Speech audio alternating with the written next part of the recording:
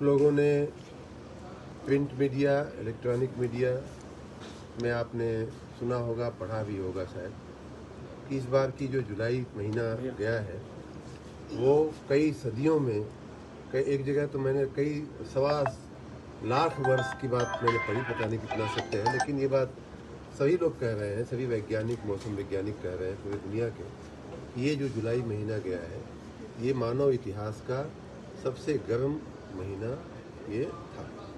ऐसे गर्म महीने में विद्युत की मांग बढ़ करके अप्रत्याशित रूप से, ऐतिहासिक रूप से बढ़ करके 28,000 मेगावाट को भी पार कर गई थी।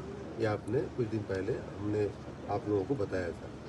जो अभी तक का जो सबसे ज़्यादा आंकड़ा गया है 28,284 मेगावाट, ये पिछले कई वर्षों से लगभग 1.5 गुना 2 गुना डिमांड पे हम लोग चल रहे हैं।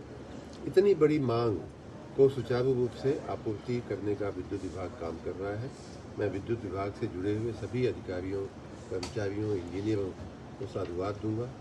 साथ ही ये भी मैं स्वीकार करूंगा कि चूँकि विद्युत की मांग बढ़ी है, कई जगह आधारभूत संरचनाएं की कमी है, कई जगह वो कमज़ोर पड़ती हैं, स्थानीय फॉल्ट होता है, जिसकी वजह से कई बार कई घंटे स्थानीय फॉल्ट के कारण कुछ इलाकों में बिजली हम नहीं पहुंचा पाते हैं। नहीं तो सामान्य रूप से रोस्टर के हिसाब से हम बिजली खरीद करके, उत्पादित करके हम देने के प्रयास में लगे हैं। एक विशेष बात आज मैं घोषणा करना चाहता हूं कि आज मैं एक गांव में, परसा भदौरिया गांव यहीं का सिद्धार्थ नगर का है, वहां मैं गया था। काम देख करके संतोष हुआ, लेकिन काम में और गति लाने की आवश्यकता है। दूसरा, मुझे यह भी लगा कि 100 काम करने हैं तो 100 में से किस काम को प्राथमिकता दी जाए, वो विभाग का अपना एक मापदंड होता है, लेकिन जनप्रतिनिधियों का एक अलग दृष्टिकोण होता है। जनता की समस्याओं के दृष्टि से किस गांव को, किस क्षेत्र को वरीयता दी जानी चाहिए, कहाँ ज़्यादा तकलीफ है।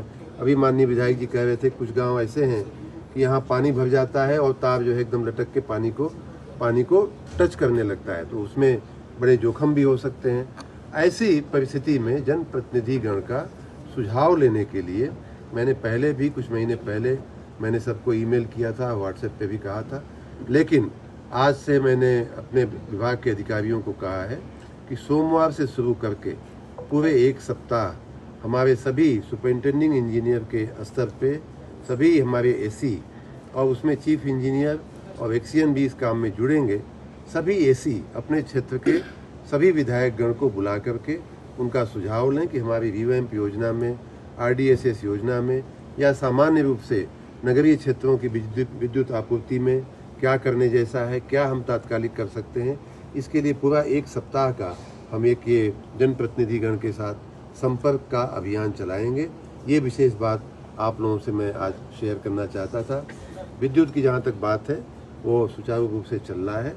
जैसा मैंने कहा कि अप्रत्याशित मांग को पूरा करने में अप्रत्याशित प्रयास हो रहे हैं, फिर भी कहीं कमियां रह जाती हैं, उन्हें हम दूर करने में लगे हुए हैं।